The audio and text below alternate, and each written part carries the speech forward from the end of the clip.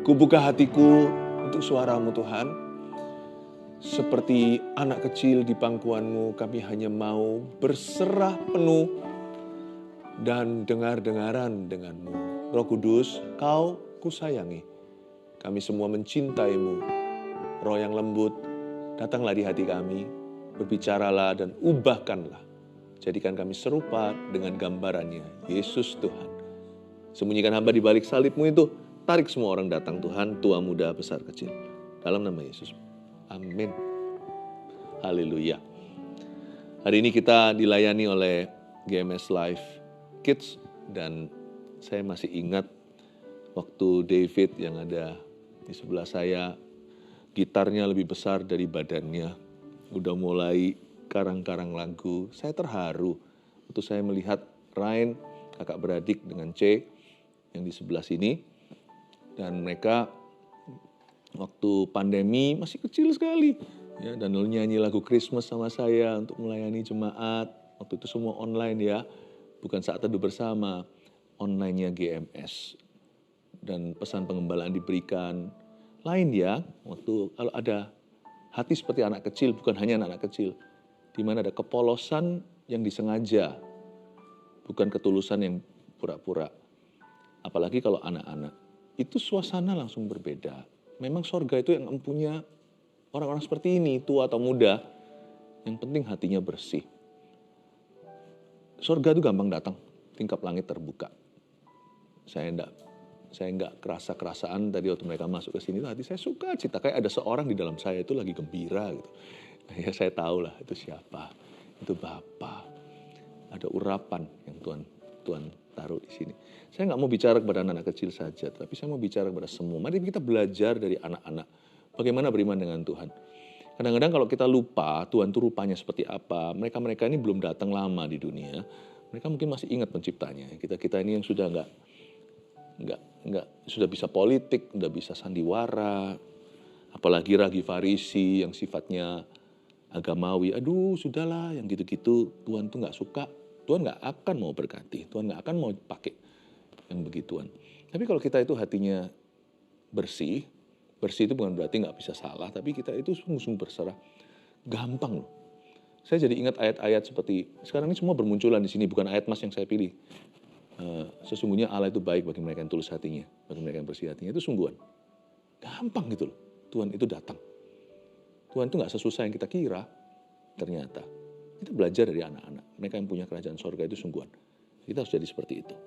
Nah, kita buka firman Tuhan yang ada di Matius pasal 18 ayat 1-5 saya baca. Siapa yang terbesar dalam kerajaan sorga? Pada waktu itu datanglah murid-murid itu kepada Yesus dan bertanya, siapakah yang terbesar dalam kerajaan sorga? Maka Yesus memanggil seorang anak kecil dan menempatkannya di tengah-tengah mereka. Lalu berkata, aku berkata kepadamu, sesungguhnya jika kamu tidak bertobat dan menjadi seperti anak kecil ini, kamu tidak akan masuk ke dalam kerajaan sorga. Sedangkan barang siapa merendahkan diri dan menjadi seperti anak kecil ini, dialah yang terbesar dalam kerajaan sorga. Dan barang siapa menyambut seorang anak seperti ini dalam namaku, ia menyambut aku. Saya bedah dulu ayat per ayat, nanti saya kasih poinnya, nggak cuma 1, 2, 3, tapi 7 sekalian. Nanti kita akan dituntun pelan-pelan.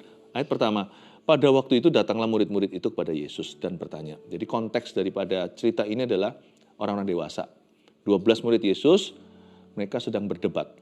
Kira-kira siapa yang paling gede di sini? Siapa orang besar? Tuhan nggak menentang mereka loh. Nggak ada orang besar, kalian orang kecil semua. Tuhan nggak begitu. Berarti Tuhan setuju. Berarti Tuhan juga setuju bahwa mereka semua besar di matanya.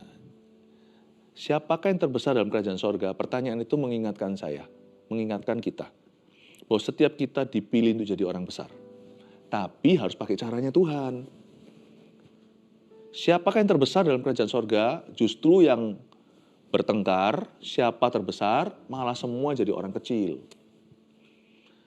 Tapi kalau kita percaya saja, kita menerima kebenaran ini dengan rendah hati, dan kita bersyukur untuk apa yang kita miliki tanpa iri hati dengan yang orang lain punya, kita semua itu sudah besar di mata Allah. Kurang besar apa? Yesus mati untuk kita.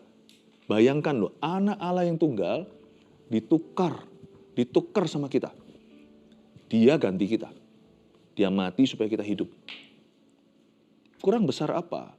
Your value, nilaimu tidak datang dari your possession atau harta benda dan barang-barang milikmu.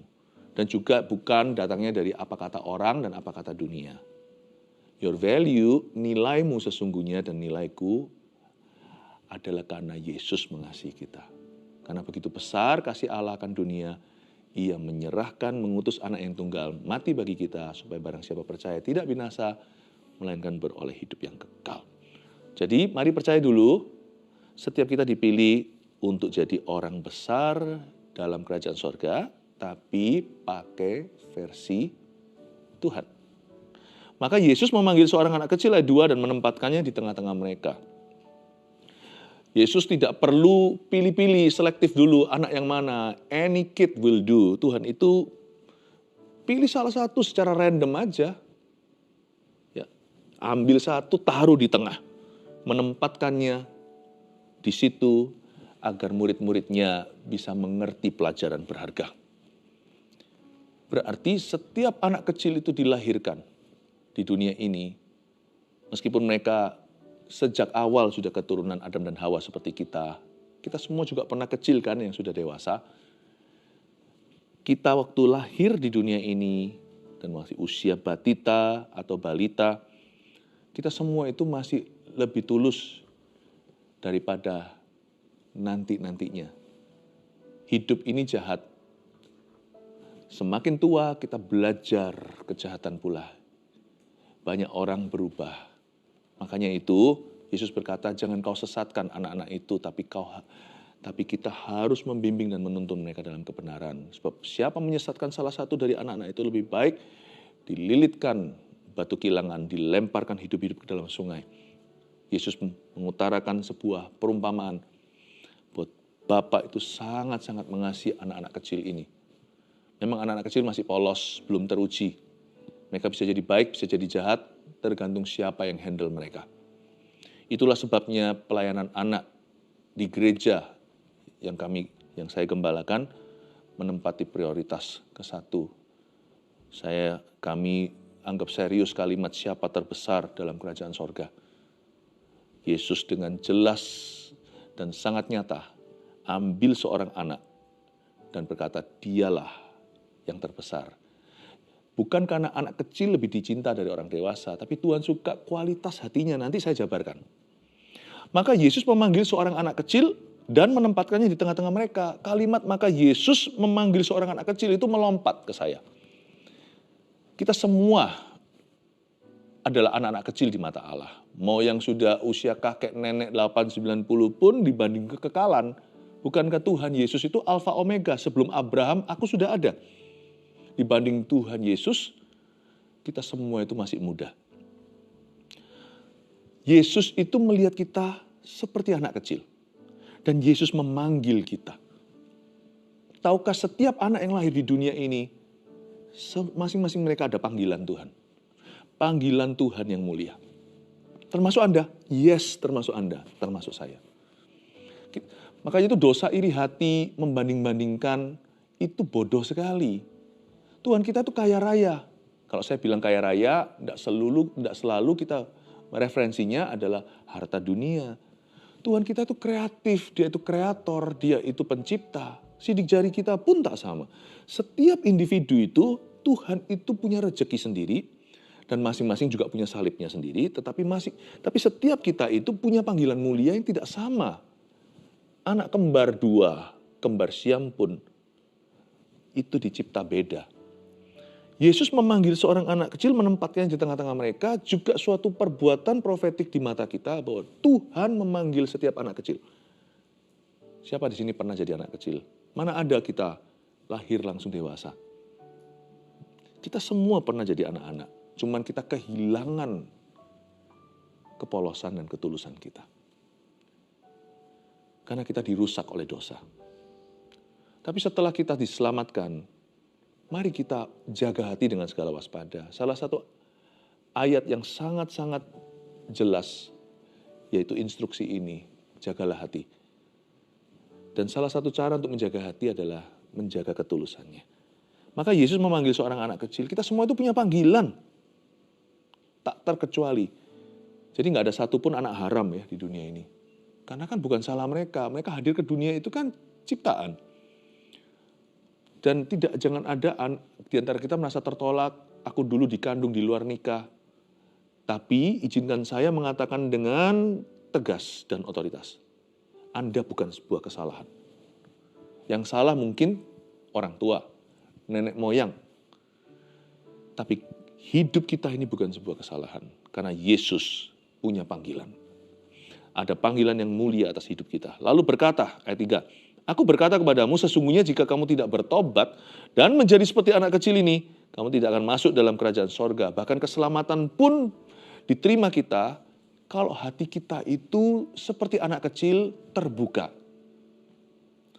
Tuhan berkata kepada orang dewasa kali ini di ayat 3, lalu ia berkata kepada murid-muridnya, aku berkata kepadamu, sesungguhnya jika kamu tidak bertobat. Kata bertobat itu balik arah, bukan balik 360 derajat, itu kan kembali lagi. 180. Jadi balik itu timur, sekarang arah barat. Dulu utara, sekarang ke selatan. Kalau kamu tidak bertobat balik arah dari kejahatanmu, kemunafikanmu, kepalsuanmu, ya.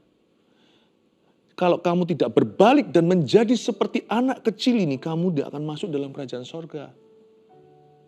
Kata bertobat ini diterapkan pada orang dewasa. Seringkali kekristenan itu bukan belajar sesuatu yang baru, kecuali Injil yang baru didengar. Wow! Selama ini yang saya kira roh agamawi mengajarkan bahwa saya harus berbuat itu dan ini baru bisa diampuni dosa. Baru bisa diterima oleh Allah dan Tuhan yang ada di atas sana. Saya harus melakukan ritual A, ritual B, ada persyaratan-persyaratan.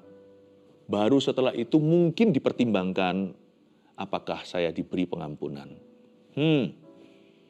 Injil waktu kita dengar beda banget, beda sekali. Bukannya kita yang menggapai Allah. Allah turun ke dunia menjelma sebagai manusia yang gini. Saya nggak pernah dengar. Berita salib itu selalu baru bagi setiap orang berdosa. Wow. Tapi selebih dari itu sebenarnya tidak ada yang baru. Waktu kita bertobat, kita di-rewind sama Tuhan seperti di-reset sama Tuhan. Makanya namanya lahir kembali kan.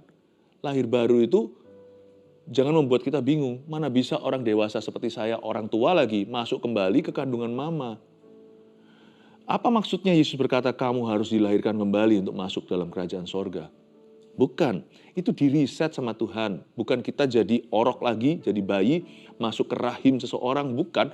Tapi di-reset hatinya. Hatinya itu loh Tuhan itu, hati Tuhan itu selalu menyelamatkan seseorang itu mulai dari hati.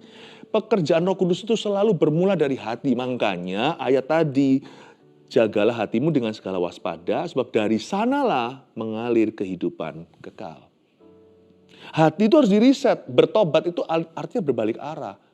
Kalau dulu kudu munafik, selalu arahnya pada kepalsuan, ya, kekerasan hati, defensif sekali. Tuhan bilang balik arah. Kekristenan itu bukan belajar sesuatu baru melulu. Kekristenan itu adalah menanggalkan apa yang telah kau pelajari secara salah. Bukan hanya learning something new, tapi unlearning what you have learned in the past. Belajar untuk bertobat itu artinya membuang semua rintangan kita untuk mendekat kepada Allah dan untuk dibentuk oleh Tuhan. Buang. Ya. Jadi kalau kita tidak mau buang, Tuhan tidak akan punya ruang. Setelah kita buang, baru ada ruangan untuk Tuhan. Sebab Tuhan kita tidak memaksa. Dia mengetuk pintu seperti yang tertulis di kitab Wahyu. Tidak seperti roh jahat yang merasuki. Roh Kudus itu memenuhi. Tapi dia akan mengetuk pintu hati. Kalau kita buka, dia akan masuk dan makan bersama dengan kita, bersekutu dengan kita, dan hidup kita akan berubah. Buang itu bertobat. Buang semua rintangan yang menghalangimu dengan Tuhan. Dan juga bisa menghalangi Tuhan bekerja lebih dalam hidupmu. Dan menjadi seperti anak kecil ini. Lalu apa nggak artinya menjadi seperti anak kecil? Apakah berarti kita ubah suara kita, lalu berkelakuan kekanak-kanakan? Bukan. Bahasa Inggrisnya, yang menjadi seperti anak kecil itu childlike, bukan childish. Childish itu kekanak-kanaan, udah umur 30 nggak mau kerja, minta uang saku dari papa mama. Itu nggak lucu, itu bukan seperti anak kecil, itu kekanak-kanaan. Udah menikah sekian tahun, dikit-dikit tersinggung bilang cerai. Loh, bukankah sudah 20 tahun menikah? Kok masih gitu sifatnya? Kayak pengantin baru aja. Sudah pelayanan, sudah dipercayai begitu lebih. Dikit-dikit tersinggung dan mulai mogok ministry.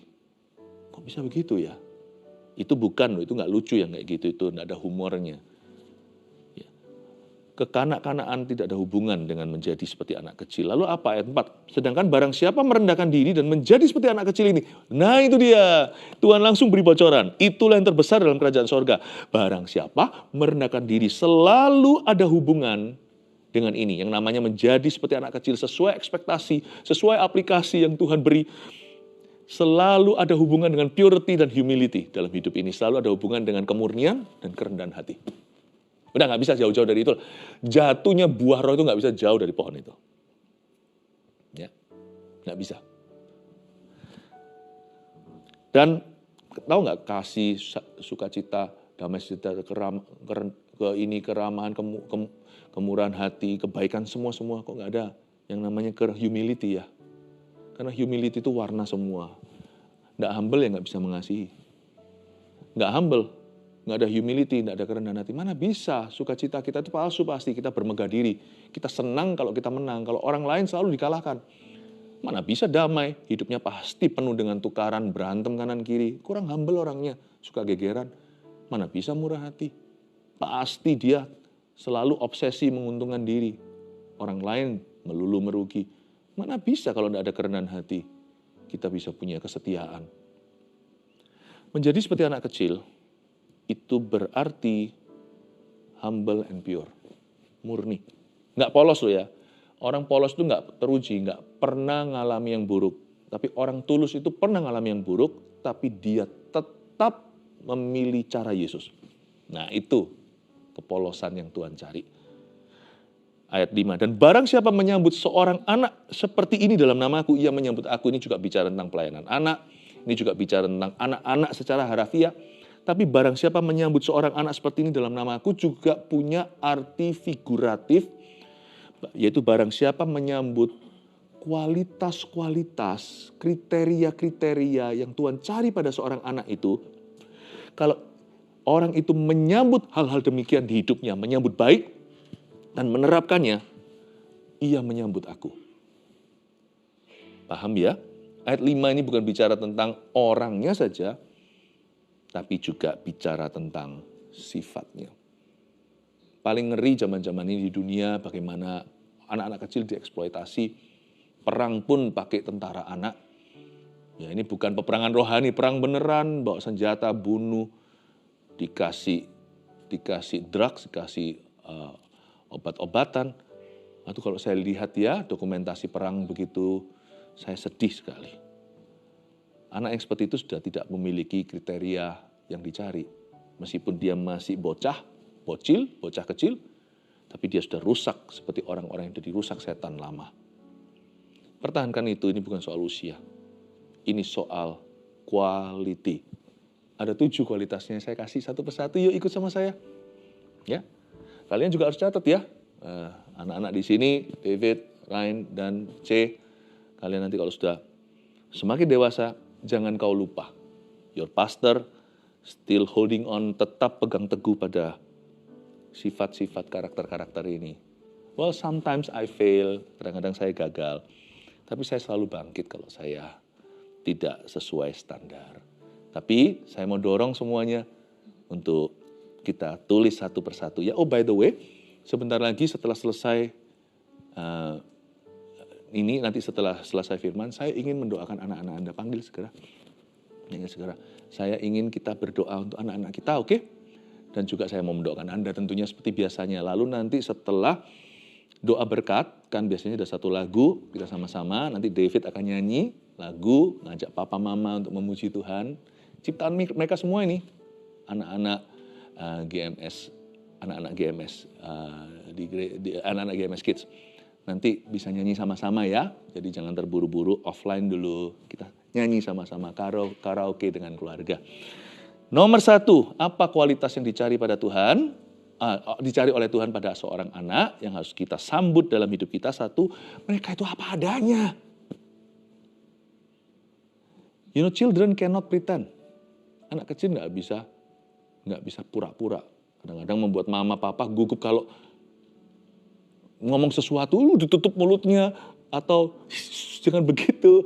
Itu papa mamanya yang jadi nervous, ya kan. Lalu biasanya teman papa mamanya kalau mereka dewasa nggak tersinggung, nggak apa-apa anak kecil. Mereka nggak bisa pura-pura. Datang ke rumah orang, papa mamanya, halo apa kabar, mau makan? Oh, enggak, sudah makan, lapar. Belum makan, om, papa, mama juga belum makan, mungkin gitu ya. Atau lapar langsung, adek nggak boleh gitu, nggak sopan. Mereka apa adanya sih. Biasanya mereka zero politik, zero drama. Ayo, di antara kita siapa yang suka berpolitik? Siapa yang selalu full of drama? Meskipun bukan drama Korea. Siapa di antara kita? Dikit-dikit cari perhatian. Itu harus bertobat. Apa yang saya sampaikan ini satu persatu kriteria, satu persatu sifat, ini untuk diterapkan oleh orang dewasa. Di dunia kerja juga sama. Bayangin kalau di dunia kerja, apalagi di dunia pelayanan. Banyak dramanya. Aduh, gak mungkin sejahtera. Apalagi kalau berpolitik. Itu banyak orang akan disakiti dan dikorbankan. Apapun yang saya sampaikan ini bisa diterapkan di bidang kerja, bisa juga diterapkan di rumah tangga. Harus, bukan bisa, mesti diterapkan di mana-mana.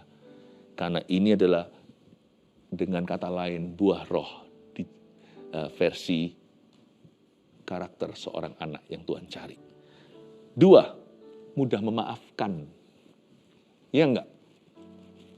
Saya jadi ingat kalau waktu dulu kecil, anak kami 3, anak yang cowok 2, ya, itu main bersama-sama, lalu gimana, namanya anak kecil ya, lalu habis itu nangis adiknya, gitu nangis.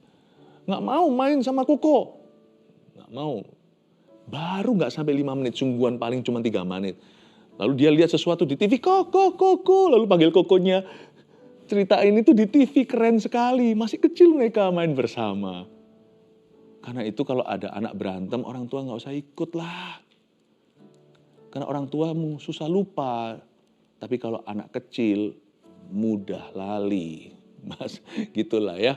Sangat forgetful dengan kesalahan yang lain. Makanya itu anak-anak nggak terlalu stres. Tidak kepikiran. Kecuali kalau terus-menerus kita abuse, dia jadi trauma. Jangan kau lakukan itu. Siapapun yang melakukan itu, mending dililit aja dengan batu kilangan.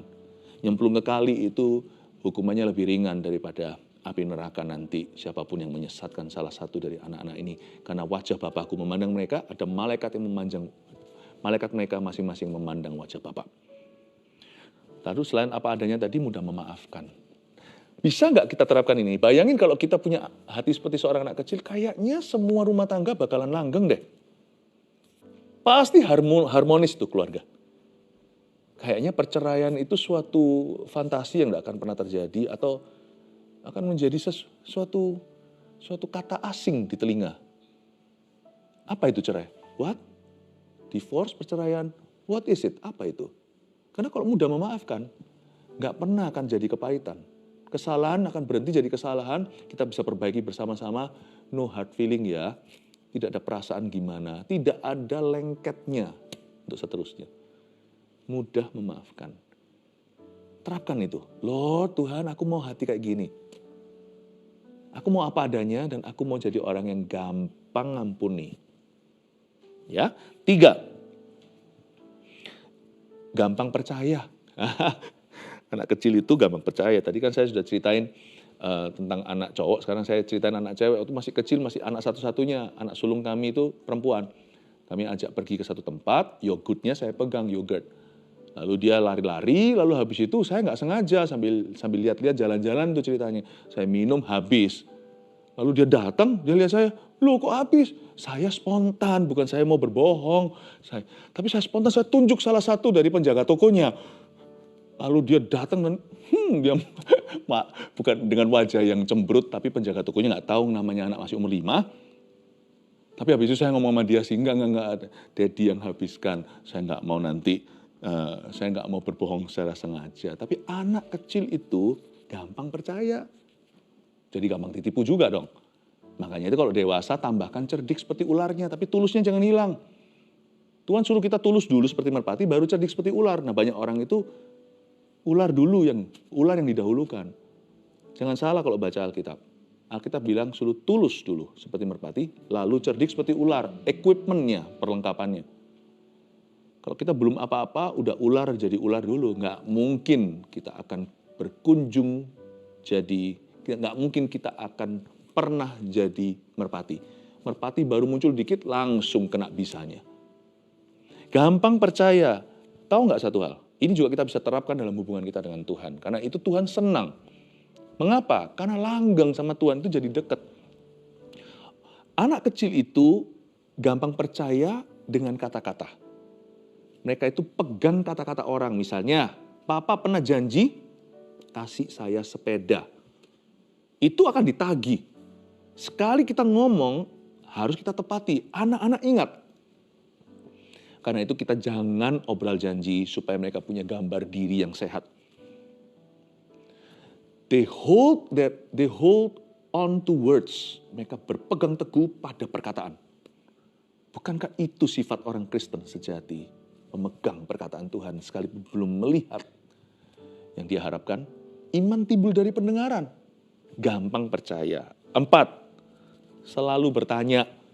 Mau pergi ke satu tempat, perjalanan agak jauh, keluar kota. Setiap berapa menit tanya, udah nyampe? Are we there yet? Are we there yet? Lalu dikit-dikit tanya, mengapa begini? Mengapa begitu?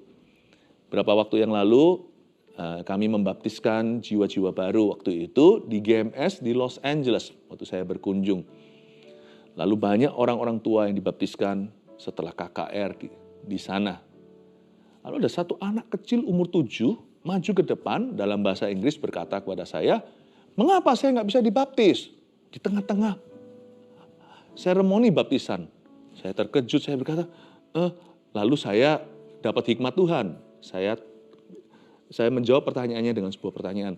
Saya tanya, kenapa kamu mau dibaptis? Dia bilang, aku kepingin makan roti kue bulat, kue bundar.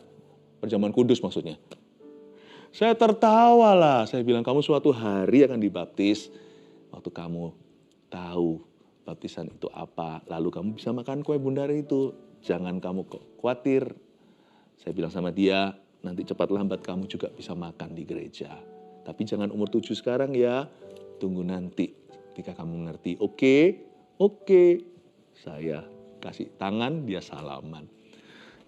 Anak kecil itu selalu bertanya. Kalau kita ada pertanyaan, semua diam.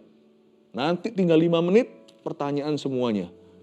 Karena kita malu bertanya, sesat di jalan. Tuhan suka kita bertanya. Tuhan tuh sangat-sangat memakai Rasul Thomas loh. Dia banyak pertanyaan, tapi Tuhan pakai bahkan keraguannya untuk membangun iman.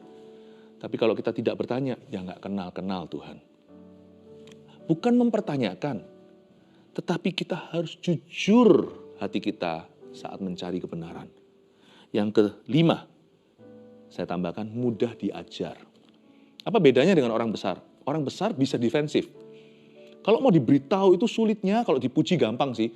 Tapi kalau dikoreksi, dikasih teguran, termasuk koreksi yang membangun sekalipun, waduh dilawan dulu, lalu dalihnya itu bisa dari Sabang sampai Merauke. Tapi anak kecil tuh absorb, cepat sekali dia meresap. Makanya kalau mau belajar bahasa misalnya dulu dia di Indonesia, lalu waktu kecil sudah pindah ke Amerika. Udah, Sekarang waktu datang aja penyesuaian. Papa mamanya 20 tahun di situ, Inggrisnya masih pas-pasan. Itu anak 2 bulan udah bicara seperti orang sana. Anak kecil itu cepat menyerap. Cepat banget. Makanya usia pendidikan itu penting sekali. Kalau nanti ngejar setelah jadi om dan tante, agak repot sedikit. Meskipun nggak terlambat sih, saya percaya mujizat. Tetapi Tuhan memberikan usia belajar itu. Mudah diajar. Makanya anak kecil itu sifatnya begitu. Kalau kita terapkan dalam kekristenan kita, kita harus menyerap. Bukan menentang, tapi belajar.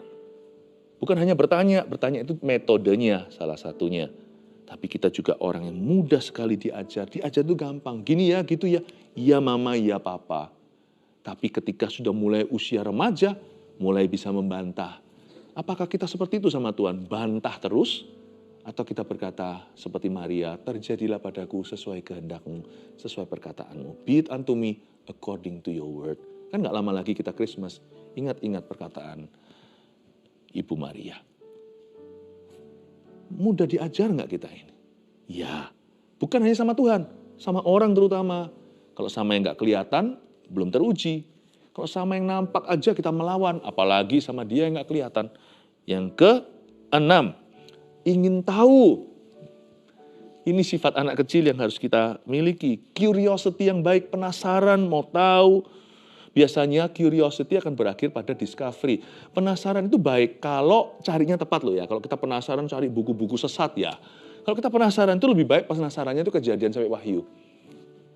Penasaran itu kita harus belajar dari guru yang baik. Karena itu kalau kita orang dewasa lihat buah rohnya dulu, lalu kita belajar ke situ. Ingin tahu itu membuat kita discover atau membuat kita menemukan sesuatu. Barang siapa haus dan lapar, dia akan dipuaskan. Ya, ingin tahu. Terakhir, nomor 7 nggak kalah nih, tukang mimpi. Anak kecil itu dunianya dreams, mimpi dan imagination dan imajinasi. Bukan kadang-kadang, hampir selalu nggak realistis. Makanya film kartun itu menarik. Tapi kalau kita sudah dewasa, kita nggak cari yang gituan. Dulu kok sangat-sangat kesedot ya. Tersedot sekali dengan film-film anak-anak itu. Karena daya imajinasinya kuat. Sekarang dikit-dikit kita punya mimpi tinggi, teman kita yang patahkan. Nggak usah mimpi. No. Selama ditimpali, diimbangi dengan firman Allah, dan hidup kita sehat di bawah nasihat yang baik, saya percaya bermimpi itu bukan hanya boleh disarankan, tapi kalau kita menjadi seperti anak kecil, malah diharuskan. Dream big, miliki visi yang besar, visi yang tinggi, lalu jangan mimpi saja, tapi follow up mimpimu itu dengan kerja keras. Itulah kelebihan orang dewasa. Ya, oke, 7 hal ini kita review lagi, lalu kita selesai. Apa saja? Menjadi seperti anak kecil itu apa saja? 1, apa adanya. 2, mudah memaafkan. 3, gampang percaya. 4, selalu bertanya. 5, mudah diajar. 6, ingin tahu. Dan ke-7, tukang mimpi. Bermimpilah, Tuhan menjawab mimpimu, Tuhan masih menjawab doa. Haleluya.